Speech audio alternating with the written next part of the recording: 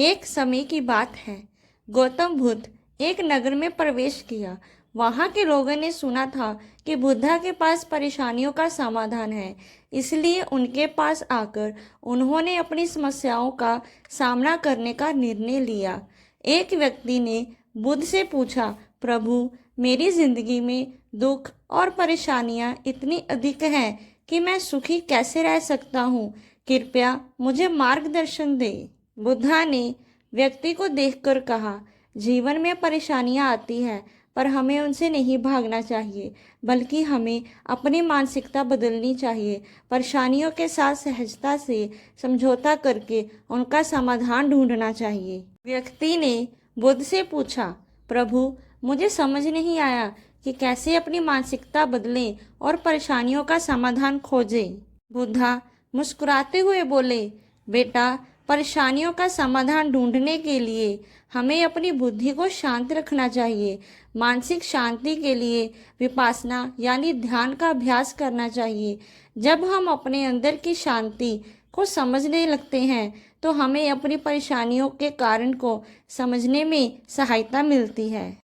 जब हम अपने विचारों और प्रतिक्रियाओं को समय समय पर देखना और समझना शुरू कर देते हैं तो हमें अपनी परेशानियों का समाधान मिल जाता है। तभी बुद्ध ने उस व्यक्ति को कहानी सुनाई कि एक साधु था जो कौशाम्बी नगर में अपने शिष्य के साथ ठहरा हुआ था। कौशाम्बी की रानी उस साधु को पसंद नहीं करती थी। वह उस साधु का अपमान करती रहती। रानी ने अपने सेवकों को आदेश दिया कि वो साधु को अलग अलग तरीके से दुखी करे और उन्हें यहाँ से भगा दे। रानी का आदेश मिलते ही काफी लोग उस साधु को सताने लगे। जब समस्याएं ज़्यादा बढ़ने लगी तो एक दिन शिष्य ने साधु से कहा कि ये लोग जानबूझकर हमें सता रहे हैं, हमारा अपमान कर रहे हैं, इसलिए हमें ये जगह छोड़कर आगे बढ़ जाना चाहिए। तभी साधु ने शिष्य से कहा कि एक बात बताओ, ये जगह छोड़कर हम कहाँ जाएंगे?